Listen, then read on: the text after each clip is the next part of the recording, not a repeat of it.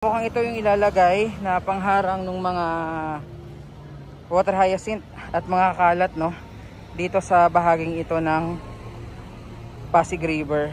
Sana dun sa San Juan River, no, gamitan din ng ganito heavy equipment kasi ang tindi ng kapal ng basura doon.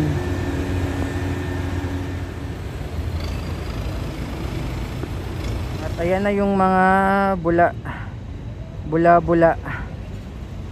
akala mo'y may naglalaba.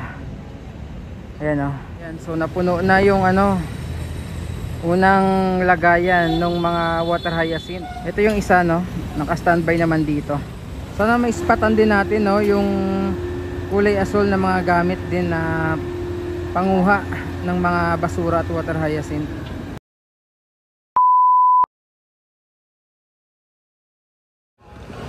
So ito ay mukhang mga trash trap na i-install, no, dito sa ating Ilog Pasig. So andito tayo sa may Binondo side ng Pasig River.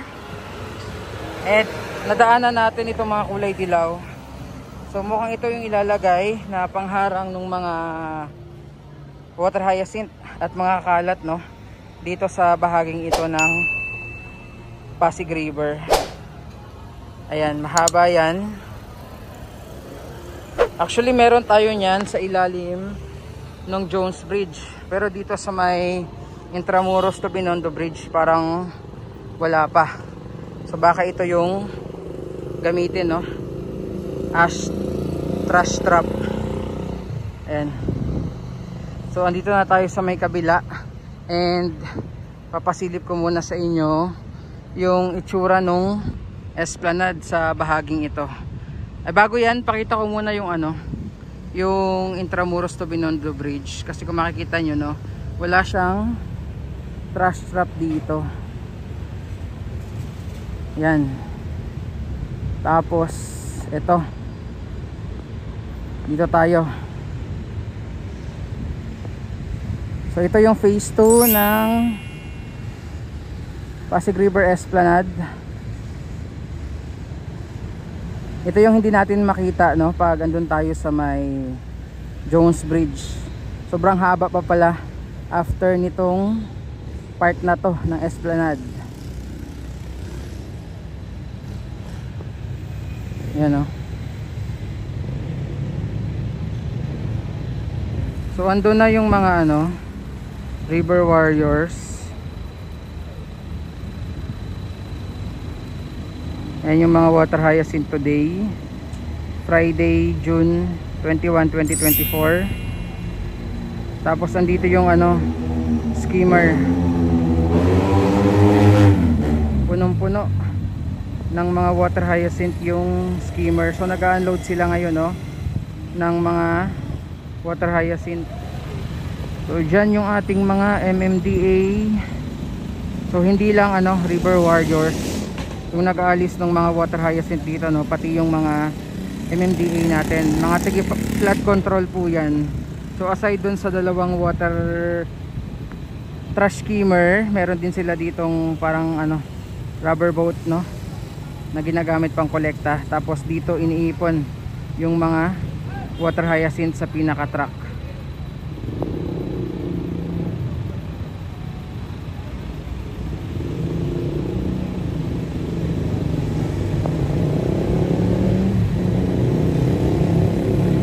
Ang dami niya, no, dahil pag tag-ulan talaga yan yung season ng mga water hyacinth. So expect yung pagdami ng mga water hyacinth sa ating Ilog Pasig.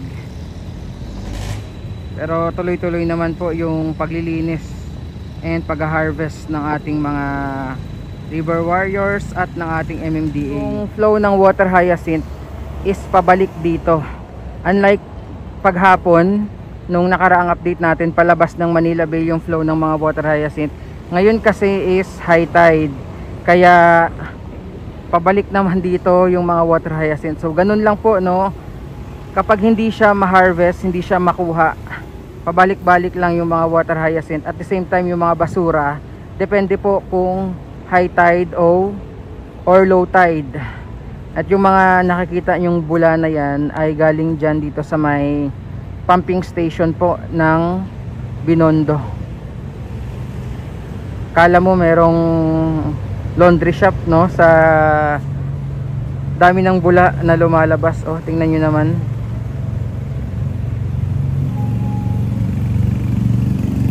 So nagtataka tayo dati, no, bakit ang daming bula minsan sa bahaging ito. So yun pala ay galing dito sa pinaka pumping station. At syempre gumagamit din sila dito ng heavy equipment. Kasi as you all know, isang piraso ng water hyacinth talagang napakabigat niyan. Paano pa itong mga grupo-grupong mga water hyacinth.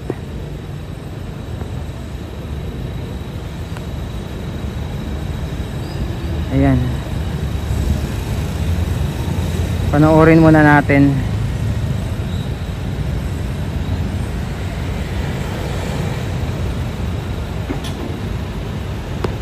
Sana dun sa San Juan River, no, gamitan din ng ganito heavy equipment. Kasi ang tindi ng kapal ng basura doon.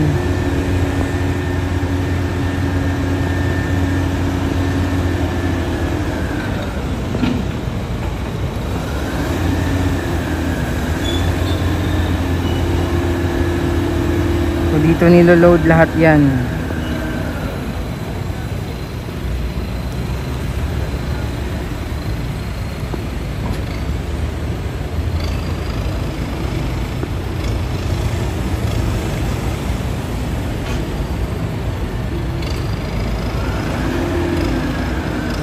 Merong nag-comment sa atin na sana daw i-repaint din yung building dito sa likod po ng phase 2 ng Pasig River Esplanade. Kasi gaya doon sa phase 1, no, kung maalala nyo, nasunog yan at nangitim talaga yung post office building nung nasunog. Pero ni-repaint din yan para syempre mas aya-aya din sa mata para dun sa mga namamasyal. So yung request nung iba, sana daw dito din i-repaint daw yung mga building dito sa bandang phase 2 ng Esplanade. So meron tayo ditong ano, 4, no? Ito yung sa Bureau of Immigration, Chamber of Commerce of the Philippine Islands. Ito hindi ko alam. Tapos meron pang isa doon, 5. Meron pang isa dito. Yan. So sana daw ma-repaint, sabi ng mga ano natin viewers, para maganda yung ano, pinaka background nitong phase 2 Esplanade.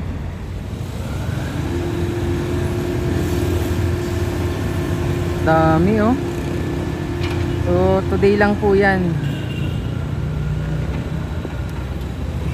Tapos after nilang makakuha, no, ng mga water hyacinth, maya maya after ilang oras meron na naman.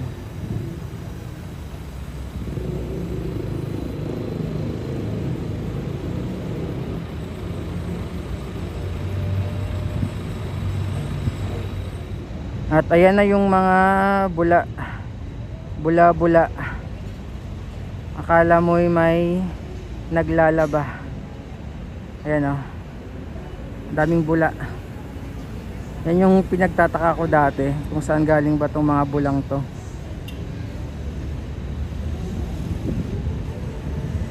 Dami.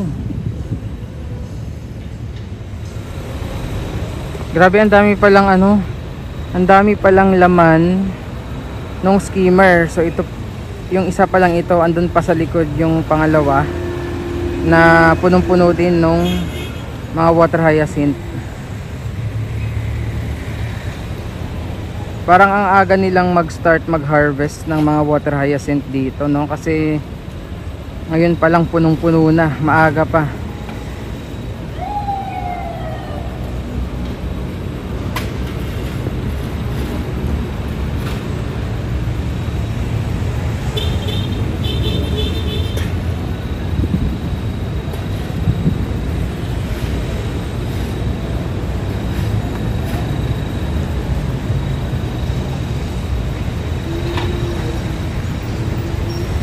Sana maispatan din natin, no, yung kulay asul na mga gamit din na panguha ng mga basura at water hyacinth.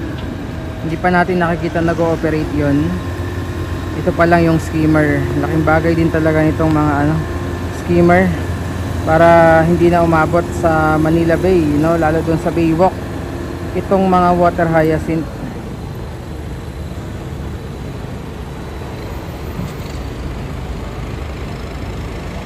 So napuno na yung unang lagayan ng mga water hyacinth.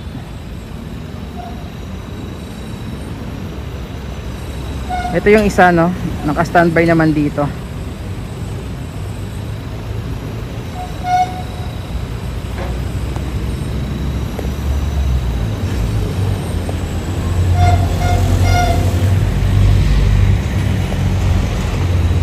Napuno na yon, pero yung isang skimmer hindi pa nauubos i-unload. Ganyan po kadami yung mga water hyacinth ngayon, and hindi pa yan yung pinaka-peak talaga, baka July, August pa. So pakita ko sa inyo, ayan yung mga water hyacinth.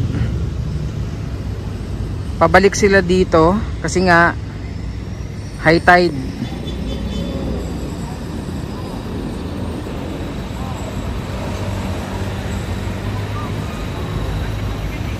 So yan yung ating mga tiga MMDA flood control.